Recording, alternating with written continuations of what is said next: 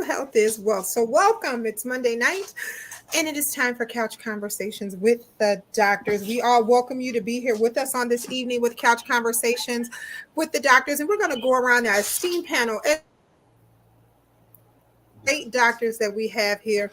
You know, the one who never wants accolades, but he's that world renowned urologist. That's our very own Dr. Terry Mason. Dr. Mason. Good evening, and thank you, Nikki and Congressman Davis, for providing this platform. And I'm sure we'll have a very stimulating conversation tonight. And we welcome questions from the audience if they choose to send them to us. So thank you very much. And I'm grateful to be here with my other esteemed colleagues. There we go. Thank you so very much. Want to say hi to Yolanda Williams, who's here with us. She says, good evening to all.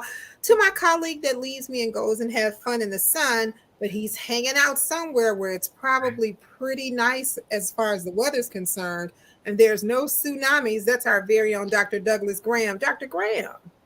Thank you, Nikki. You're right. Hurricanes, yes. Tsunamis, no. And I'm still having fun. I'm a retired physician. I worked in the Western suburbs for 30 years and spent 2 years in the congressman's office. It was an eye-opening experience. It's really an honor and pleasure to be here, and I'm going to try and answer your questions if I can. Outstanding, and thank you so very much to the guy who has the best art there is. I really call him an art connoisseur. That's our very own Joseph Harrington. Joe? Thank you, Nikki, and thank you, Congressman Davis, for providing this platform. It's an honor to be here with my esteemed colleagues, and we do this every week, so it's good to see everybody. My background is primarily in public health and healthcare. Worked at 3 different hospitals. University of Illinois was the first, and went to Mount Sinai and worked at Rush for 10 years. Went back to the City Health Department, where I worked for 3 years as an assistant commissioner under Dr. Mason. Then went to the State Health Department, where I served as the regional health officer for Cook County and an administrative law judge. Outstanding, outstanding. I want to say hey to Sister Bonnie, who's here with us. She says hello to everyone. To Elise Johnson, who is here, she says good evening to all. To Nellie Purnell King, who is here with us, she says good evening to all. To Johnier Miller, who is here, and she says good evening to all just as well. To the man who says that I threaten him to be here every Monday, but he's always on time, that's our very own Dr. James Miller. Dr. Miller. Yeah, well, just want to wish everybody a good evening. We've sort of had some fun in the sun the past few weeks, and I was happy to see the rain fall this past weekend because I've been doing a lot of watering the gardening, so it gave me a break. But happy to be here tonight and to participate in this conversation. Hopefully, we can provide some helpful information to make somebody healthier and more prosperous with their life responsibilities. So we're here and we're thankful to be here. And thank you and thank the Congressman for providing this platform for us. Thank you so very, very much. To the guru of weight loss, the real Wolfgang Puck of food and medicine, our very own Dr. Tony Hampton. Dr. Hampton? So happy to be back with you guys. I am a family and obesity doc, and I love talking about wellness. I did get a chance to do a little bit of that recently in Orlando. I just got back, barely made it back because the flights were delayed. The weather was crazy, but went to a place in Orlando to talk. It was a Keto Orlando Summit, and I love being there. The likes of Dr. Ken Berry and 2 Crazy Ketos. Dr. Berry's wife, Nisha, was there, and Ben Azadi and others. And I just want to celebrate the founder. Her name is Erica Bell. She's been successful, losing over 100 pounds. And I celebrate her for 2 reasons. One is because she's done such a great job, but also because very few of the low carbon keto conferences are founded by a person of color. So Erica Bell is an African-American female. And also there was Autumn, and Autumn has a conference in Kentucky, and it's called Keto Palooza. So I'll be going there in October. So I just wanted to celebrate that event. It was a lot of fun. I kind of talked about my transition from plant-based to animal-based. It was very interesting. And ultimately, I was just trying to enlighten people about that, just being comfortable with your choices and your decisions. So happy to chat with you guys tonight, and I hope we have a good conversation. As always, I know we definitely will. To the one that people's been writing about and been missing, who's had some fun in the sun, our very own Dr. Pete. Dr. Pete, how are you? Hey team, I miss everyone. So I am an internal medicine physician, medical director at Howard Brown Health Center, and I'm an advocate for the community. My specialty is men's health, HIV medicine, as well as addiction medicine with MAT. So I'm excited to share with the community and also learn from my esteemed colleagues. I see you redid your living room. Outstanding. Well, to the man who outstanding, to the man who makes this possible for us on Monday nights, to the one who teaches us that true health is wealth, our very own Congressman of the Illinois 7th Congressional District, Congressman Danny K. Davis. Well, let me thank you all for once again being with us on a Monday night. Last Monday, of course, I was not here. We were not here because I was hanging out in New Orleans at the National Medical Association's convention and participating in a session on sickle cell anemia. And we had a wonderful time. I ran into Dr. Green. I didn't have much time to chat with her, but I did see her a little bit. I was told that Dr. Mason was there. I didn't get an opportunity to see him. But while I was there, I did not have one shot of gumbo, not one sip, anything, because I was in a hurry and I did a little traveling this weekend. I was out west in Las Vegas, Nevada, and had an opportunity to make a couple of speeches, 3 speeches actually, there, and then hustled on back to Chicago. Got in 5 o'clock yesterday. My wife had been out of town. She went to Myrtle Beach, hang out with her sorority sisters. So everybody's been moving around a little bit. But it's a lot of good information. I did take time to have dinner with the Dr. Isaac Pittman last Friday night before leaving. And he actually has some centers for diabetes in Terre Haute, Indiana, Bloomington, Indiana, Indianapolis, Indiana, Chicago, Illinois, and in Dayton, Ohio. So I told him we'd have to invite him one night to come and spend some time and tell us what he's doing. He's also a specialist in obesity and all kind of things. So I think he'll fit right in. But things are moving rapidly, and so I don't want to take up much time other than to say, let's get it on. At this thing, one of them that I went to, there were a lot of blues singers in Las Vegas. I stopped by a little party, and the guy who made the song "Have You Seen Her" was there.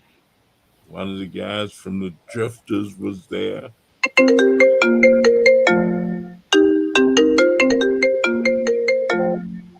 had I don't know where that person came from, but they had themselves a wonderful time. And so when I made my little speech, they wouldn't let the guy who made "Have You Seen Her," because he wasn't booked to sing, and so he told him he couldn't do it because he would be violated. So when I made my little speech, the first thing I said, I know Marshall can't say nothing, but I'll ask you, have you seen her?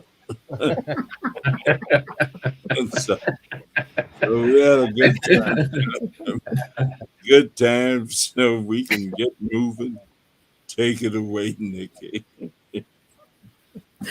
Outstanding, outstanding. Want to say hey to the president of the Cook County Physicians Association, who is here with us just as well, Dr. Audrey Tanksley. She says, good evening. Oh, I saw her. Everyone. Oh, yeah, I did. I saw Dr. Tanksley out there hanging out in New Orleans.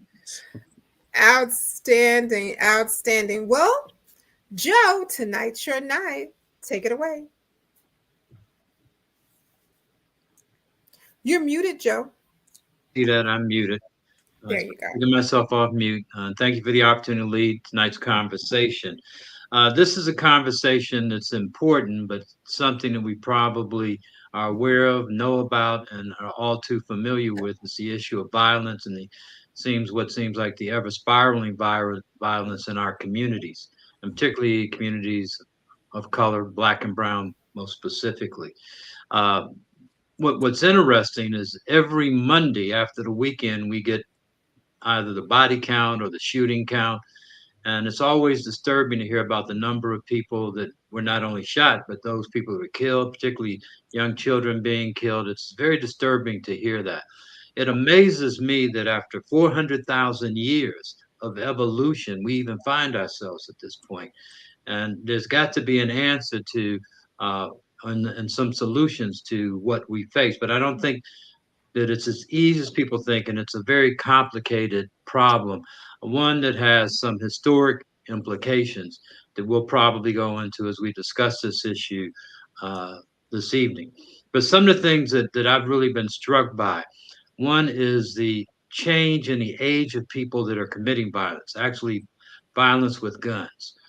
When I was at the health department with Dr. Mason, and it's still the same today, the leading causes of death between young African American and young Hispanic or Latinx men was violence. This is between the ages maybe about 14 to about 34. But now we're seeing young people with guns and actually being murdered that are 8 years old. That's accidentally. A lot of young people carrying guns at the age of 12. And I'm trying to figure out what's happened and what has changed. I've compared this situation personally and told people publicly that for me, it seems to be a mashup of two books. One is The Lord of the Flies, and the other is A Tale of Two Cities, because we constantly talk about Chicago being a tale of two cities. But if you know, The Lord of the Flies is about these young people that were put on the island and develop their own systems of justice and how things should operate.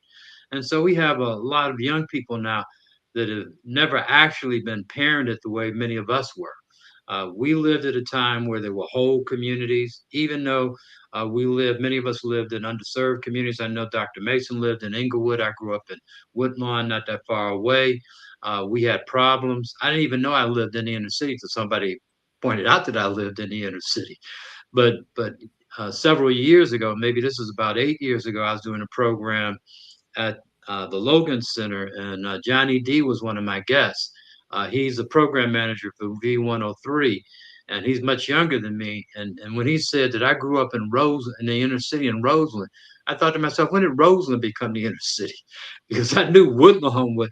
But what's happened is what we know as the inner city has expanded exponentially, and so there are really some historic problems in terms of what we see as gun violence. And we have a lot of children that are actually raising themselves, and people ask the question, well, where are the parents? I mean, the parents were doing the same things when they were young that some of these young children are. And so they're the ones that are raising the children that we see. The other thing, and I'm going to wrap up in just a moment, that I've been giving a lot of thought to is the development of the prefrontal cortex. And I'm not a psychologist, but I started reading about the development of the prefrontal cortex, which is the part of the brain that's responsible for reasoning. And I found out that the prefrontal cortex is not fully developed until our late 20s. And my colleagues can attest to this because I believe, without fear of contradiction, that all of them were teenagers at some time. And they could probably tell you of very bad decisions they made while they were teenagers. They overcame that. They've made more good decisions than bad decisions. But teenagers in general make bad decisions because they don't have the ability to make sound judgment because they haven't had some of the same experiences. But over time, you get to the point where you know what's stupid and what's not. But when you're a teenager, you really don't understand that. And you're more likely to commit some acts that people would think, why would they do that?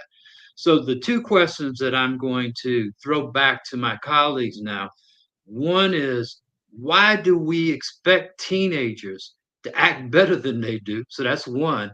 Then the other one is the environment that they're living in. If you could say something about the environment and how that may impact them and impact the decisions that they make moving forward. So I'll stop there and wait to hear what my colleagues say. I'll get us started. When I think about violence, I actually, think about the time my brother and myself, Dr. Pete, spent in New Orleans. And, it was the first time that I experienced violence. I grew up on the West Side, ironically, and never really experienced a lot of violence except for that one time when somebody stole my bologna sandwich and my bread coming from the store. I was a little kid, and they put me in the basement of the building. So I'm knocking on the door, and when you're in Chicago, those rats and everything else, you're thinking about the whole time. So, but I never experienced violence until I ended up in New Orleans, and I was robbed at gunpoint in New Orleans after coming out from a club. Everybody was there. It didn't seem to matter. And it was very scary because at the time, the laws suggested that you would do less time if you didn't have a witness. So they actually were killing people because they would do less time, which was crazy. They changed the laws. But we also went to Xavier, and that school was right adjacent to a community called Gerttown, right? And I'm sure Brother Pete remembers that town. We used to volunteer and do stuff for the kids there. And a lot of jazz musicians came out of that community. But when you think about the kids in that community, they were so poor. And the traumas of violence in a city like New Orleans, a poor city, was so pervasive. And so when I think about this question and your thoughts around it is, I think about trauma.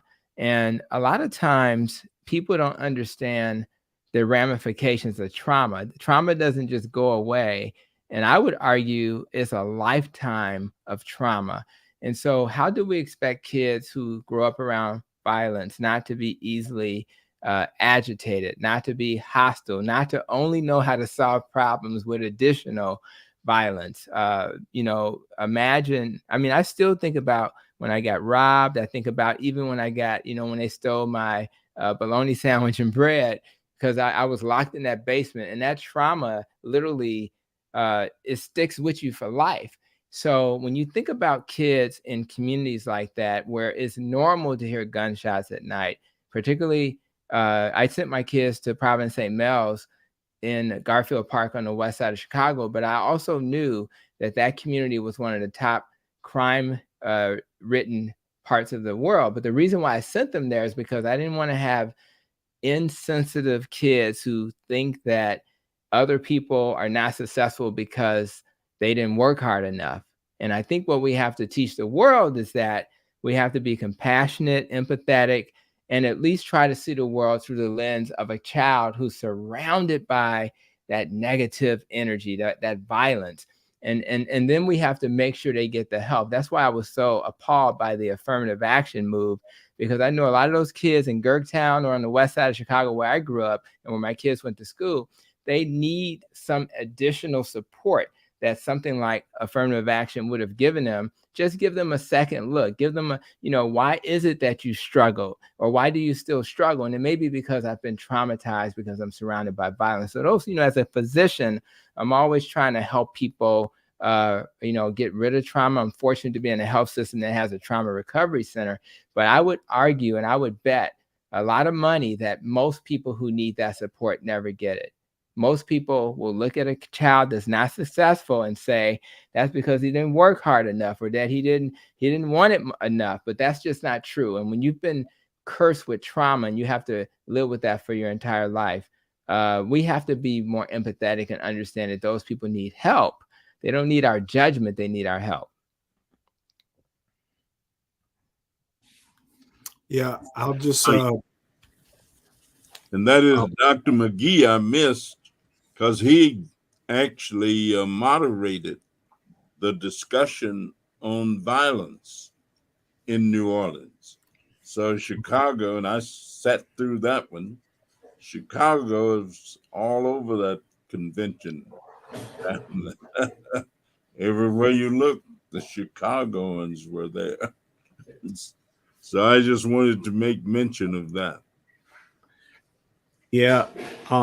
So I agree with Dr. Hampton. I grew up in a very I would call very blue collar neighborhood, southeast side of Chicago, right near the steel mill.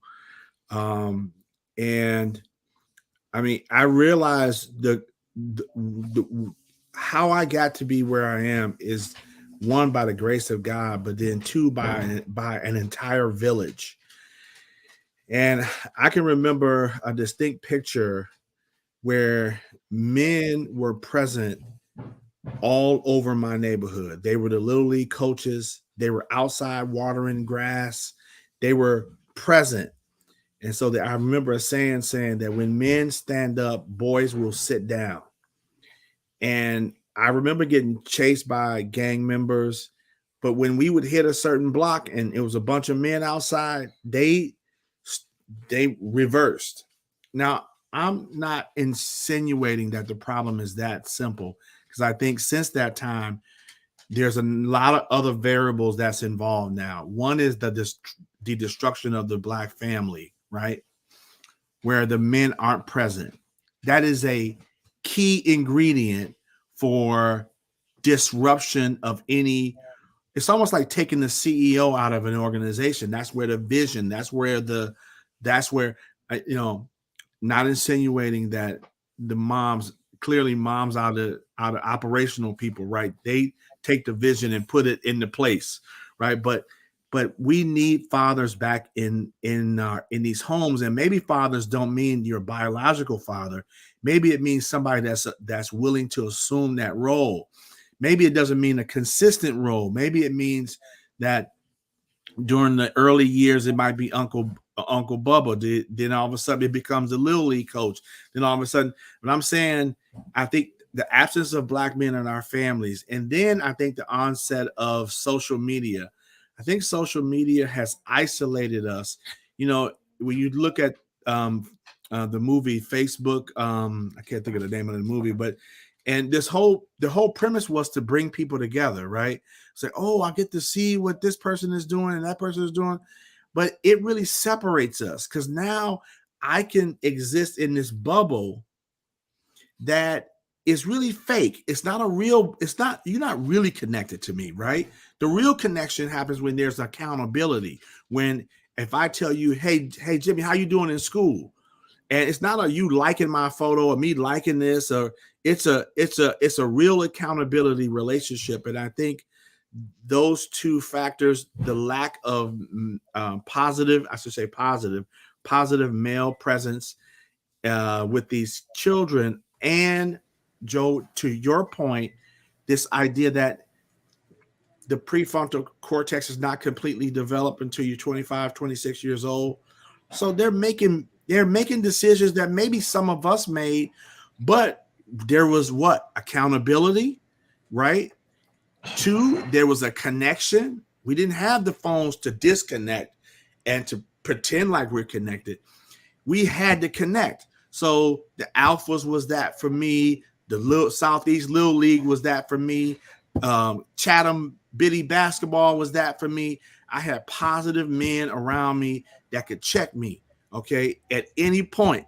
And so I think these are things that we need to implement, and even look at this. And I mean, honestly, social media and technology isn't going anywhere. I think we have to use it now.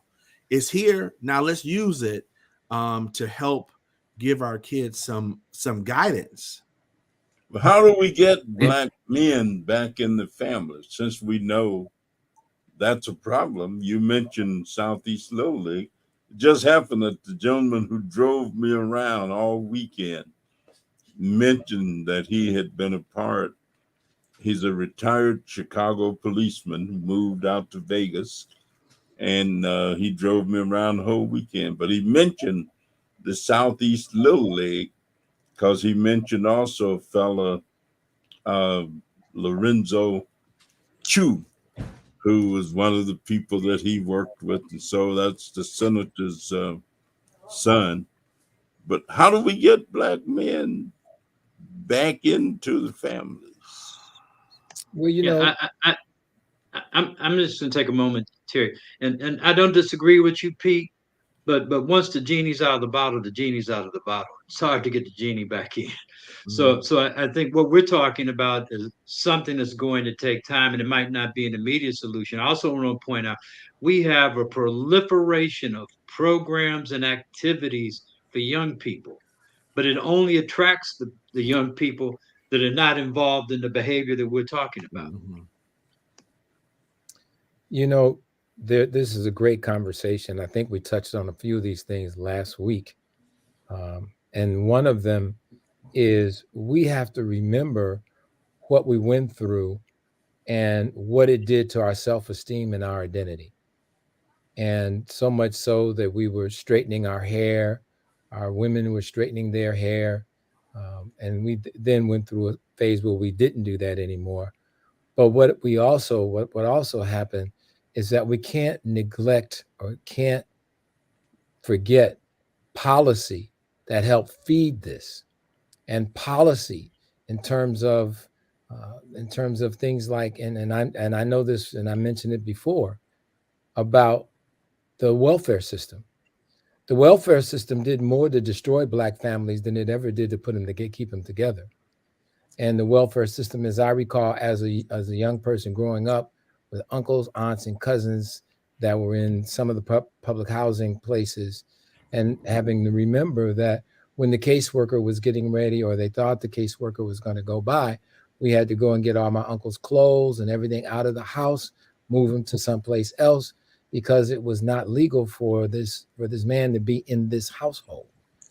There are a number of things that created some of these conditions. In addition, our federal government allowed the exportation of a lot of our steel making and other things to other countries, particularly like Japan and other places. And we had made, and I mentioned this the other time, we had major steel plants like Youngstown Sheet and Tube and many other places in Indiana that provided reasonable employment with even some benefits, not a lot, but some for these families. And so, you know, Judge Pincham always says you can't beat what you can't see. And if you don't ever see strong Black men in leadership positions or in positions where they could exercise it, it's difficult. The other thing that we saw was a lot of domestic violence. I mean, I had a lot of it in my house, and it was not just in the house where I stayed, but it was common among other people that lived on the block. Not everybody, but we saw it. And, you know, these things create lifelong kinds of scars, if you will, with people, and also perhaps teach the wrong way of conflict resolution.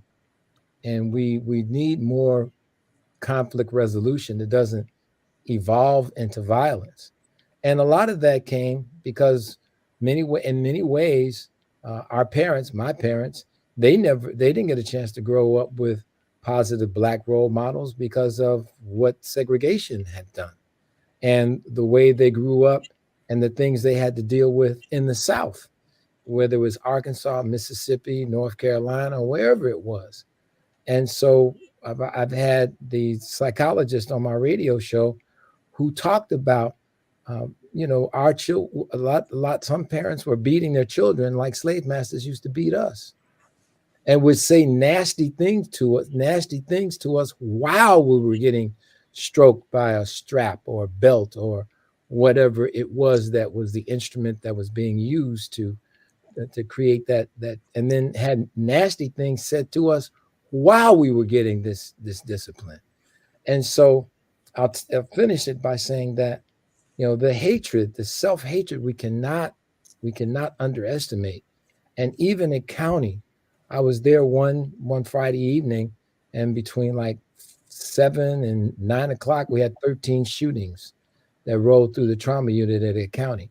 And the trauma unit at county, we had to go so far as to insert bulletproof glass in the trauma unit, as well as to have armed sheriff's police in the trauma unit, because what would happen if the people that shot somebody found out that they weren't dead, they wanted to come to the trauma unit where they were and finish the job.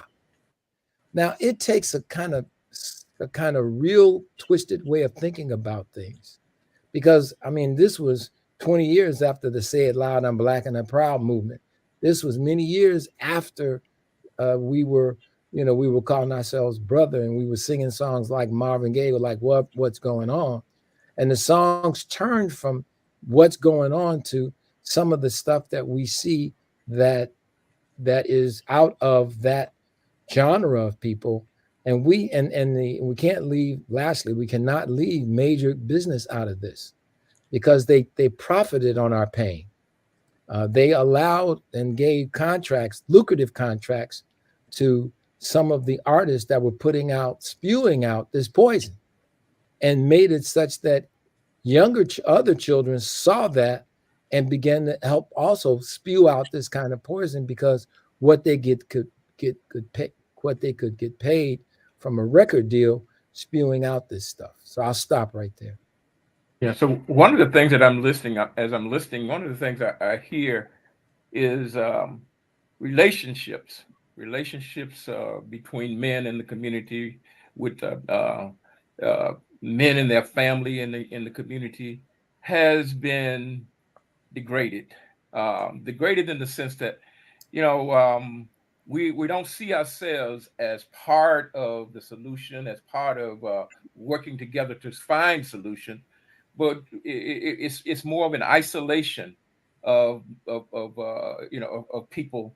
And I think that when that relationship breaks, it becomes more difficult to bring. Somebody said the genie is out of the bottle.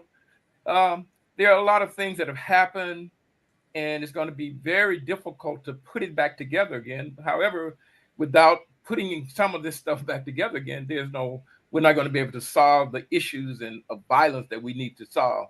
And so some of this is that we're going to have to figure out how we as men can come together in a way that that demonstrate to men that are younger than us how we can get along better, that we can work together better, that we can accomplish more together than we can working against and fighting with each other. And so I think that Congressman says, how do we get men back in the house? I think we have to begin to work at improving relationships, having men to communicate more with each other, support each other in whatever it is that they're doing. And when I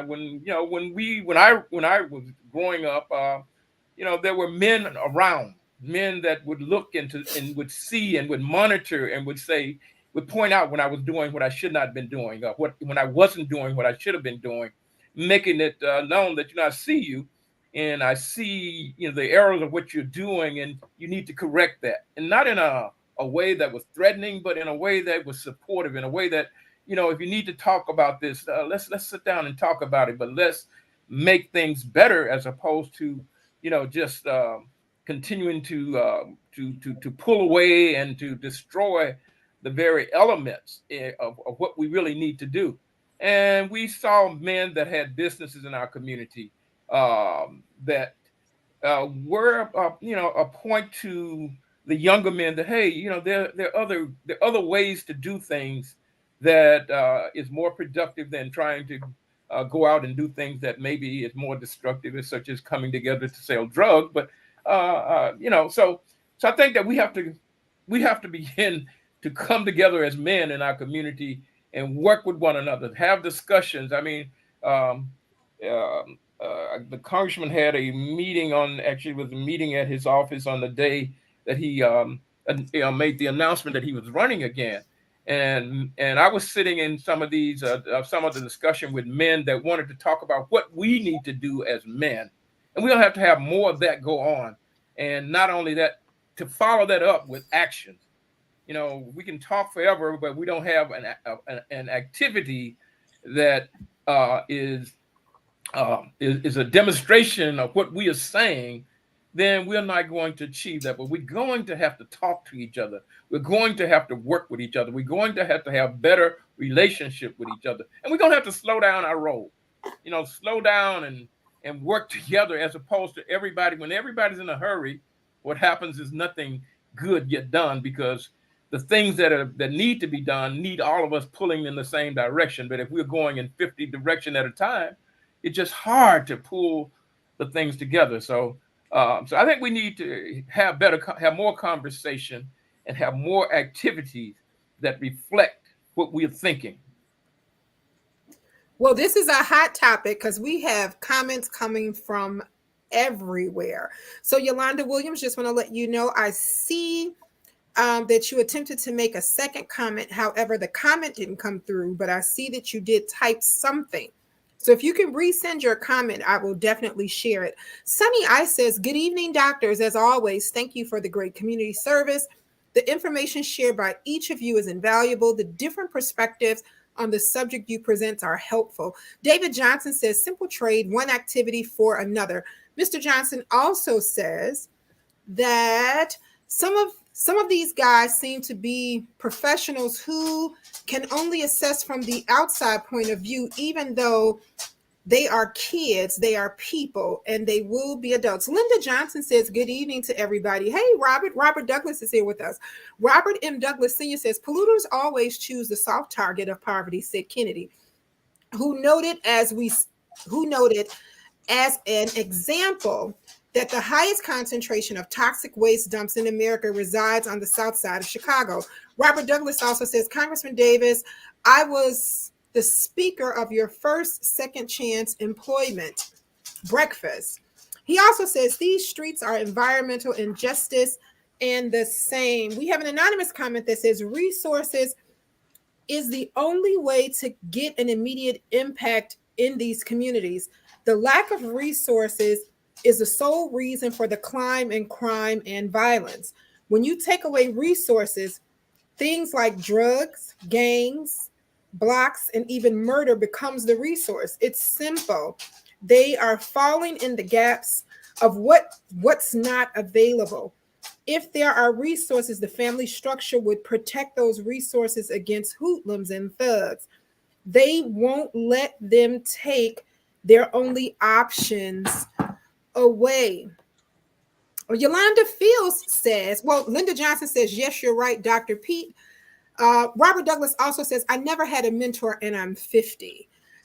Yolanda Fields says, thank you, Dr. Hampton, for your perspective. As an Austin resident and someone who has worked in the Garfield Park for 20 years, your advocacy and compassion is helpful. Well, come on, chime in, guys, while I collect some more comments. The other thing I wanted to say, too, is that let's not think about this as something that's totally external. People are seeing violence in their homes. You know, I grew up with domestic violence as a norm that I saw with my own family, with my own mom and stepfather, and with her sisters and my uncles, and it was, you know, it's shameful when I think about it now, but it was true. And there are a lot of women out there to this very day that are still going through domestic violence in the home. And what does that say to a young boy in a home where you're seeing domestic violence, where you're seeing your mother being beaten, where you're seeing, you know, all kinds of harm? And maybe some of you've not had it, but I have. And I understand what it means and how it made me feel. I mean, it made me feel like wanting to hurt people. because it was wrong. It felt wrong to me, and you're young and you only can react with what you know. And so there's a lot, and then a lot of the stuff around, and then I used to talk to Wallace Gator Bradley and a bunch of other folks when we talked about gangs and things of that nature. But there's a whole lot that unless you walk a day of no shoes, you don't really know what you're talking about. You really don't know. And you really do need to get those perspectives if we're going to have an intelligent conversation, not based on some sort of ideal situation, but what really could be done. And some of that domestic violence was related to the frustrations that my uncles and I'm not trying to make it right, but you had to work real hard back in those days. You came home with black suit all over yourself, working in some of these places, only not to make enough money to make sure you could even pay the rent in a house that was sold to you because you couldn't live in the area where they had redlining, but you had to live where you could get something. And oftentimes you couldn't buy a house. You had to do it on contract, which was a whole nother sort of thing. So I'll stop right there. Yeah. I want to pick up, but Shante I want to. Antonio. Go ahead, Joe. Yeah, I just want to pick up on some things that Dr. Mason said and add to the conversation. There is such a thing as benign neglect because we talk about communities that have been neglected. I mean, but that's intentional. I mean, their resources. Woodlawn and Inglewood weren't the nicest neighborhoods when I lived in Woodlawn and when Terry lived in Inglewood. And there's been no development, no investment in those communities for years. So why would you expect them to have the same outcomes as another neighborhood? I had the opportunity maybe about 12, 13 years ago to meet a former Four Corner hustler and become friends with. He's turned his life around. He now works at Center Space. He makes good money. He's a grip. He's doing well. He's raising his children. He's involved in trying to turn people away from gangs because he still lives on the west side. But he starts the story off saying that both his mother and father were crack addicts. Both his mother and father were in the gang. He was born a crack baby. Most of his family was in the gang. By the age of 14, he was doing everything the people in the gangs do, so he joined the gang. That's the environment that we're talking about moving forward. This is not something that you can change overnight. And we have to understand when we talk about who are we talking about? Sometimes I get lost because we throw this word around we a lot, but it really goes back to it's us. We are the we. If we don't step up, if we don't say something, if we don't do something, nothing will ever change. I want to toss it back to Dr. Mason because I wanted to talk about the time he invited Dr. Vince Folletti to come to town and had Dr. Satcher and Dr. Carl Bell talk about ACEs because I think that's important for people to understand the adverse child experiences study. And maybe that'll provide a context moving forward. So I'm going to stop and throw it back to Dr. Mason. Yeah, that was a great conference that you referenced, Joe, that we did at the health department where we had actually I asked Carl Bell to bring in who he thought would be the thought leaders in this area. And he brought in Dr. Vince Folletti. And Vince Folletti was someone who had done this study talking about adverse childhood experiences and looked at several different things that happened in communities that were adverse childhood experiences. And then they were given scores. Now, the other thing that happened, there was another gentleman in Philadelphia, I forget his name, that did a similar study, but it was based more on what happened in Black families. And there was some significant differences. The reason he did that because Vince Folletti's study started out with looking at overweight women in the Kaiser Permanente health system and the issues that they were dealing with being overweight, being shamed, and other kinds of things that they were dealing with both internally and externally. And these adverse childhood experiences, what Vince Folletti did was to, and if I know I was going to talk about it, I'd give him an example of some of the adverse childhood experience worksheets, but it talked about these people and their outcomes as adults based on the kinds of things they were exposed to as children. And there were scores given for these things. And perhaps at a later time, I can bring one and maybe duplicate it so that you could see it. But if you look up Vince Folletti was the one who started this conversation, and correlated adverse childhood experiences to problems that a lot of these children, when they grew up to be adults, had. And so that was why it was really very important. And I thank the late Dr. Carl Bell and Dr. Vincent Folletti for putting on that meeting at the Union League Club, Joe, if I remember correctly. And it was really an eye-opener for a number of people. And I would employ all of us to take a look at it if you haven't already. I'll comment real quick, Nikki. I know you want to get to the chat, but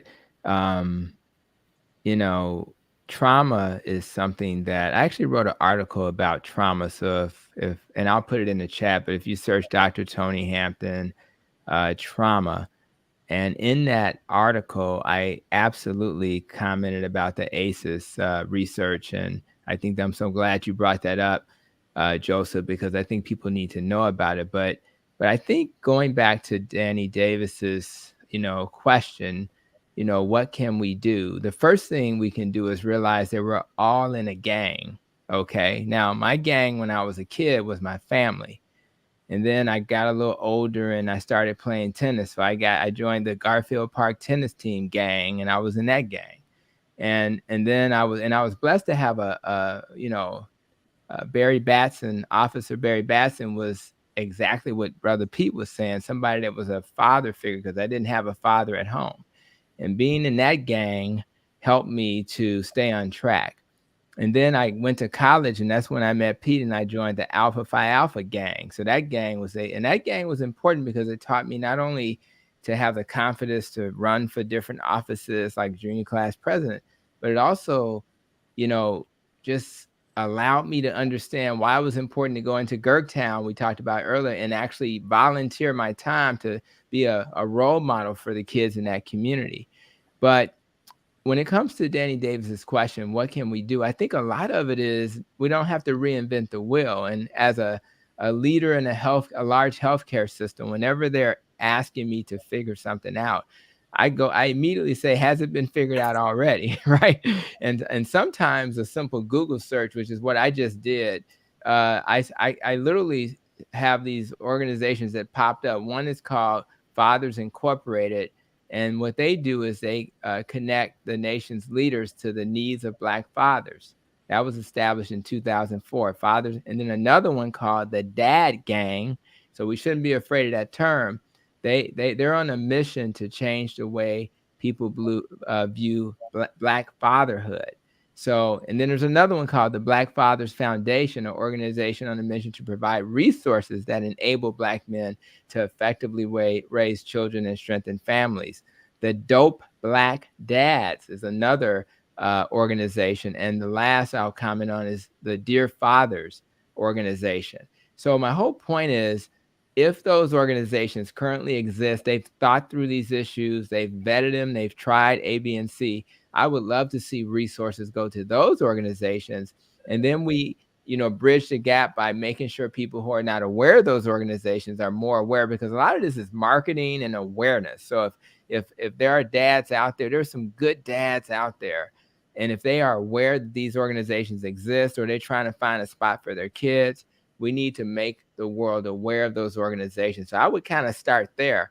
Let's not reinvent the wheel, because when they put me in a leadership role, they really didn't care about, just what you thought. They said, what you gonna do?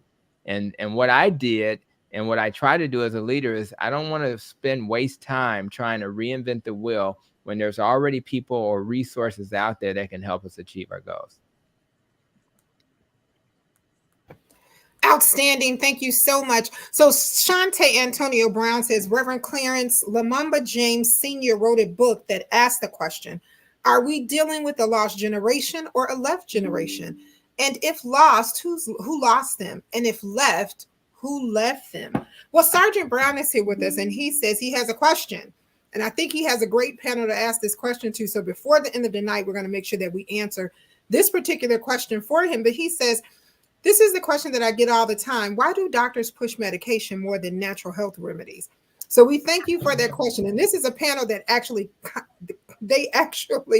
attack those kind of questions all the time. Well, Robert Douglas says, once again, you all want to know who or what I had around me. Then he also comments and says, children support reform. Wow, we've done charter school athletics of the Chicago Park District accountability. Dr. Tanksley actually kind of sends a little message back to Sergeant Brown, and she talks about many doctors have the knowledge of natural remedies. And she talks about that with him, and she tells him there's so many recommend that are taught in Western medical schools. So we'll actually get back to that question just as well. I do see your messages in reference to me being frozen at one time and the congressman being frozen. We were both frozen at one time. So we're just trying to get that tech stuff together. I was frozen with my mouth open. You probably caught me yarning, and the congressman looked down for something and his frame got frozen. So we're just frozen right now, but we're working on it. It's technology.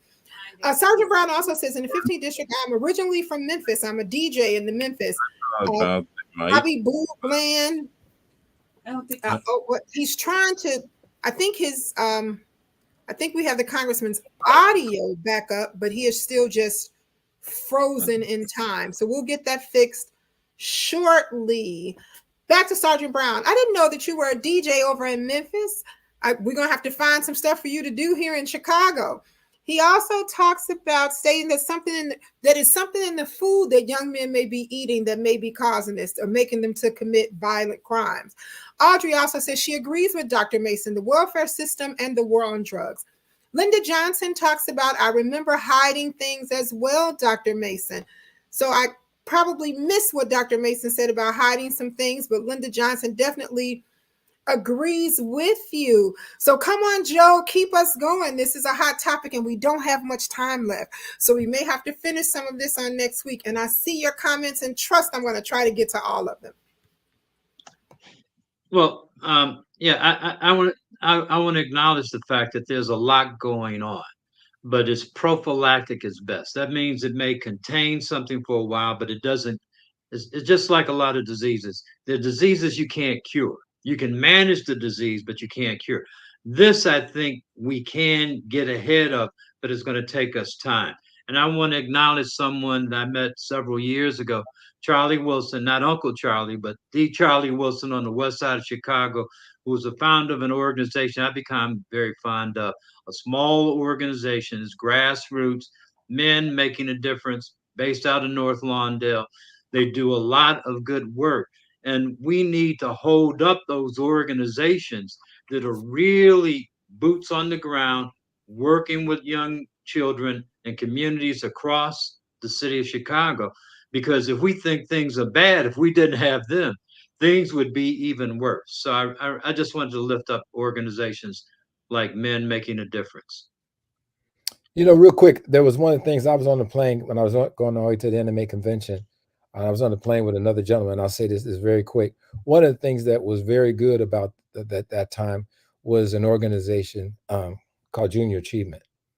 I don't know if many of you were involved with Junior Achievement, but it was one of those things where the business people came out and they mentored, and we met at the park districts or wherever they could meet.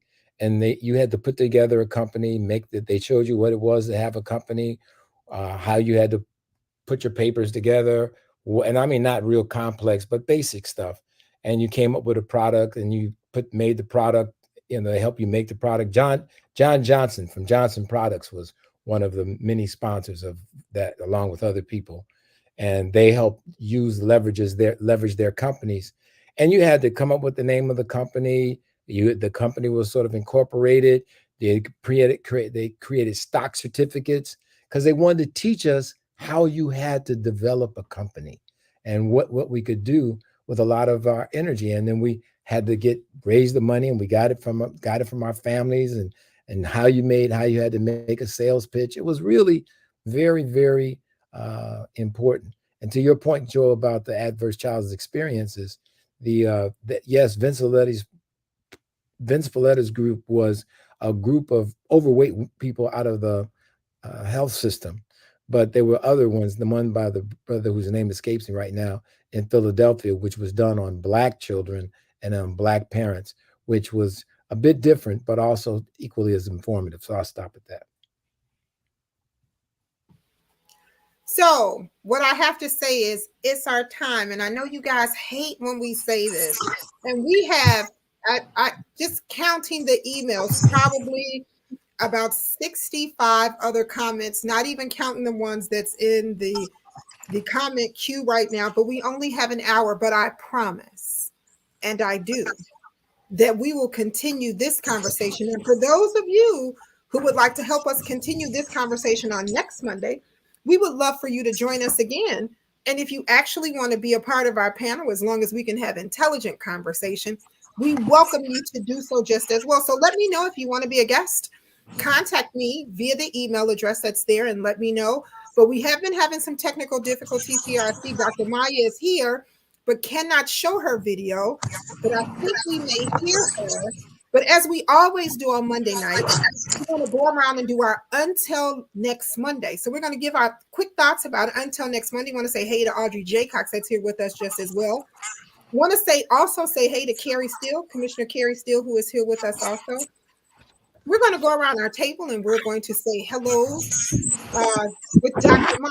Can you say your hello, Dr. Maya Green, Dr. 100, or is your... Hey, can you all hear me or no? We can hear you. We just can't see you, but that's okay. I'm finally on. I've been listening, and what a great conversation. I'm so excited about where these conversations are going.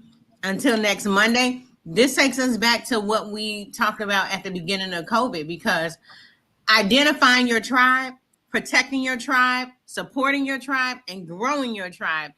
It's a whole, now they say it's a whole mood, no matter what we're talking about. If we're talking about COVID, if we're talking about violence reduction, if we're talking about entrepreneurship and business.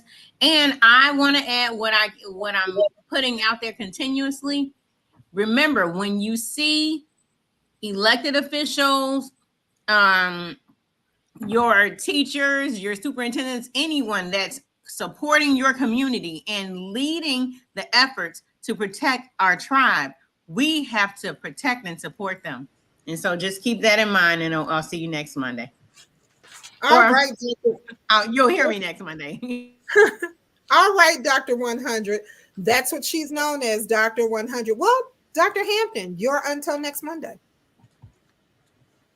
Oh, this is definitely a great topic, and I love these topics because it takes me away from my low carb and keto and carnivore world to dealing with issues that really impact us the most. And what I try to do, even with my YouTube channel, whatever, is to ask the why question. So why is this kid or young adult or person that just cut in front of me behaving the way they are? And I think if we are giving people grace and asking the why question, we may find answers that may surprise us. And so for me, even when I think about my Nest and Rope acronym, my P is for pollutants. You can also call that toxins in that rope. And why is that important? Because when I created that acronym, it's about what's the root cause of why we're sick. What's the root cause of why we behave? There's many, maybe because I was tired, that's the S in the nest, because, it's the sleep. I didn't get enough sleep, so I'm going to be a little irritable and a little short today. Or I'm under a lot of stress. My supervisor is giving me a hard time. So when you ask the why question, you may find that people don't bother and upset you so much because you understand why. One of the questions that came earlier was about, well, is it something in the food, And the answer is yes. I mean, in Chicago, and I'm not sure why lead hasn't been brought up as a problem in Chicago, but guess what? We got a Flint, Michigan problem in Chicago. Our lead levels in Chicago are horrible, and it just seems like it's not being addressed. So if you give lead to our children, then of course they're not going to function properly. If you are constantly exposing them to plastic with those polychlorinated biphenyls in it, of course they're not going to act properly. So I think for anybody watching this, when you have somebody in your life who's struggling, don't assume there's something wrong with them other than something's wrong with them, meaning that they probably were exposed to something or had some traumatic experience that impacted who they are. So instead of, looking at them, pointing the finger, say, let's problem solve. And if you can't figure it out with your clinician, you may want to look at a functional medicine doctor who thinks outside the box. So I'm going to wrap up with that. All right. Thank you so very much. Joe Harrington, you're until next Monday. I've got to. I want to start and provide a context of violence by quoting Dr. King. Returning violence for violence multiplies violence, adding deeper darkness to a night already devoid of stars. Hate cannot drive out hate. Only love can do that. And my colleagues have already talked about this, but I just want to remind us that there's a ripple or a hole in our village. We need to rebuild our village to have the kind of communities that really foster growth and development in children. Outstanding. Thank you so much. Dr. James Miller, you're until next Monday. Yeah, these issues are very complex issues with a lot of different causes, and I think we need to look at it in that way. But also, I think we have to point the finger at what it is that causing things, but also we got to understand that there's some things that are happening and as a cause for people to behave a certain way that is purposeful. It's not by accident, but it is designed. And so we have to understand that portion of the problem and make certain that we do whatever we can to prevent the design things from being successful, because ultimately it does destroy our community. Outstanding. Thank you so much. Dr. Douglas Graham, you're until next Monday. Well, Nikki, I was just reflecting that we actually live in a violent culture. Our role models have been soldiers who have fought in wars and won. If we look at our television shows, the cops and robber shows, everyone is being shot and killed. If we look at our blockbusters, same thing. Most of our blockbusters have at least 40 gunfights and killings in our blockbusters. And then we get to the video games, which are all about killing things. I think if we're going to address violence, we really have to look at the messages that we are sending consciously and unconsciously to all of us as we are raised and live in this world.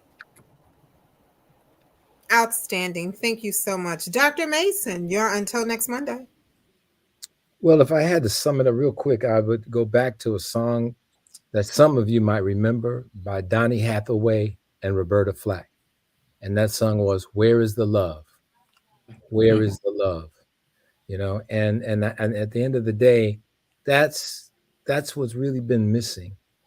That's what we haven't talked enough about because we get all these other things in the way. So at some point, we need to talk about where is it, because it's out there. It's out there, and we just need to give it life in one of these discussions at some point in time. Outstanding. Thank you so much. Just want to share a few announcements with you. Want to remind you guys of our town hall meeting that's coming up on Thursday. That's Thursday. Join Congressman Danny K. Davis along with Rooted in Dignity, a great organization, HSI Habilitative Systems, Rush University and Medical Center, Breakthrough Urban Ministries, the Illinois Attorney General's Office, the Illinois State Treasurer's Office, the Illinois Secretary of State, Gift of Hope, Black Men United, Dear Me Care Circle Incorporated, State Farm, the West Side Insurance Agency, Sleep Equity Project, Williams and Associates, the Illinois Funeral Directors Association, and the Illinois Select Morticians Association in a great town hall meeting called Departing with Dignity. Learn about resources of palliative care, hospice care, tragic departures and violence and death, terminal illnesses, learning readiness preparation, advanced planning, insurance and funding assistance, victims compensation, legal assistance such as trust, probate, estate awareness and powers of attorney, bereavement therapy, and resources. If nothing else taught us that we weren't prepared, COVID definitely did. So let's get prepared and be aware. Join us Thursday, August 10th at 3 p.m. That's Thursday, August 10th at 3 p.m. from 3 to 5 at 5838 West Division. That's 5838 West Division. I know a lot of you received the email and the text messages, and also it's posted on social media. You can join us in person. For in-person seating, please make your reservation because seating is limited. But join us for in-person seating. There's a link there for you to do that. And also you can join on Zoom. So this is a hybrid meeting, so you can join us on Zoom. Any additional questions, please feel free to give our office a call at 773-533-7520. Once again, that number is 773-533-7520. 20. Don't forget the Congressman's Back to School Parade, Picnic, and World Health Day. Join us Saturday, August 19th at Columbus Park. Kickoff for the parade is at Bloomingdale and Central. It's a great route down Central to Madison, Madison to Laramie, up to Jackson, then Jackson into the park, where you will have great fun in the sun, free food and school supplies. And of course, we have our World Health Day information on the side where you can get physicals, vaccinations, and much more that is needed to start school, go back to school, and actually do a lot of preventive healthcare services for adults and children. This is a family fun event, so join us on August 19th in Columbus Park. Be there or be square, as they always used to say. Well, Congressman, I know you've been having some technical difficulties. I hope your actual sound is back up and you can take us on home. Let me see, is it? Yes, we can hear you. Yep. You're just still not moving, but we can hear you. Well, that's good enough. Let me again thank everybody. But let me also just mention the complexity of these issues and the fact that every thought, every idea, every approach have to be used. I believe a great deal that conflict resolution can be a big help and is a big help, but we're not necessarily employing it nearly enough. And as a person thinketh, so is he, so is she. And philosophically, we're not lacing enough of this into the different curricula that we use in education. So I advocate that we pay much more attention to conflict resolution, because people have certain needs in terms of how they feel. And if we make greater use of that concept, that will help us a good deal. Of course, it's getting beyond men.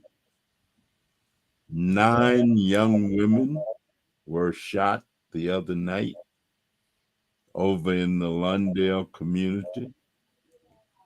And, I don't know that how much information has been generated in terms of whoever may have been the culprits. But thank you for our effort. Thank you for making it real, keeping it real. And we look forward to seeing you next week. Have a good night, and we'll see you then.